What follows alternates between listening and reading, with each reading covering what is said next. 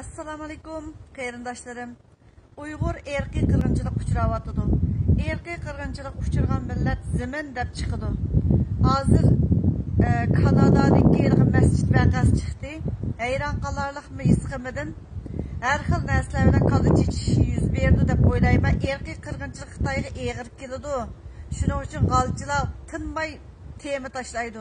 Bugun aytgan menga bir qancha Afg'oniston ovoz kelganda ovozga javob berdim. Javobimni o'zimni javob bergan qismimni to'rda qo'yay deb o'yladim. Bu ay bu kunlarda mollamlarga men ders o'tishim kerakmi? Amalning kattasi vatan emasmi?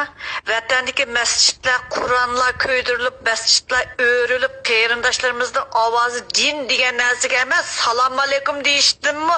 Bo'g'ib mush kunlarda sen oshiyaga berib masjid ichilish, masjid uchun tilamchilik qilishni sen savobning yo'li deb o'ylamsa, savobning yo'li nada-de? Cennetning oshqichi deb turib Suriyaga yo'lga silishdan aqasing. Uyg'urning nochi yigitlarini o'ltirishding, o'limga tutib berding. Endi kelgan chaqda jannatning oshqichi shu Kanadadagi masjidning ishigidimi ekan? Vatanda emasmikan? Sen de bakamana sualni qo'ygan odamga yetkazib qo'yamishning ovozimni, ko'nglimni ilashtirmay. Assalomu alaykum. Men sizga mundaqla tushundiray. Kichik chog'larimda bovam, dadam masjiddan mush namozdan yenib, Qurban yetda, ro'za yetda namozdan yangan vaqtlarda biz saqlab o'ltirardik.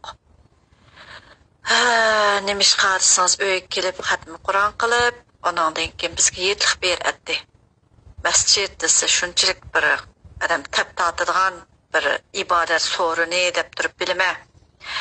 Har qatimda biz xizmatdan tushib yoki maktablardan tushgan vaqtlarimizda azan ovozini anglagan vaqtimizda to'xtab bir bulongda turib, beshimizni yog'liq bo'lmasa, qo'limizdagi narsani o'smi, ish bo'lmagani va 5 barmoqimizni o'smi, mushtaq ko'tarib turib, beshimizga soy qilib turib, jim turardik azan ovozi tugigacha.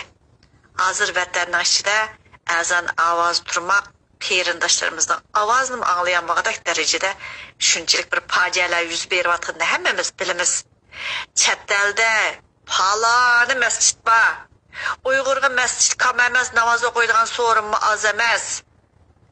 Aşı bir masjidni qo'pirib chiqish bilanla bizning ishimiz hal bo'lamdi. Yoki masjidni sasanglar, u dunyoda Xudoyim sen uchun bir cho'ng bir katta savobni yezib etib, jannatga o'tdil ish kechib beramdi. Yo'q. Vatandagilarning holi qandaq, sen qandaq qotsa, qandaq o'yin o'ynayotsa, Turkiyadagilar shuncha qiyinchilikda oqdi ko'kdi deb turib pul yig'atdi burunlarda. Suriyadagilar degan odamlar idi yoshlar. Andan keyin mushu Indoneziyada oqdi ko'kdi malar qutqizimiz alat. Hozir o ishlar ahmay endi oqi o'lib Turkiyadagilar Kanadaga yordam berish bo'pti. Siz savol qo'yib beqing. Biz nima ish qilyapmiz?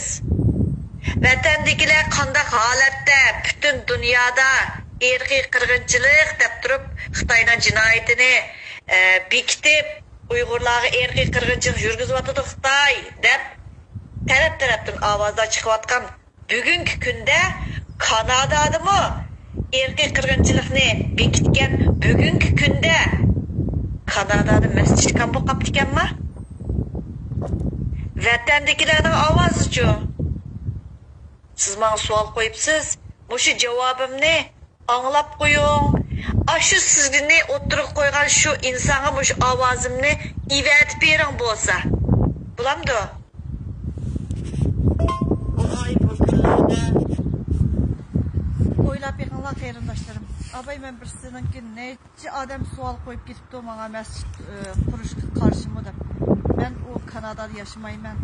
Nima uchun Kanadadagi ovozlar butun dunyoga to'plarga mushunda qo'yildi ham ashininga olqishlar yang'irib ketib bordi, ham tezdan dastak ovozlar chiqyapti, uni bilmayman. Avanga yekilgan bo'lib qoldi deb oldirashdi bicharalar. Xitoy konsulluğuna kanalda eğinap yatatdı hem de namayışlı başka yer yötkep teyye boğan adam şu çakırxan kuvvetli adam tezdilla kanaldaki mescidge pulcıgayla dep avaz koşuşlar başlap ketipdi. Oylap beqinlar ey, oylap beqinlar.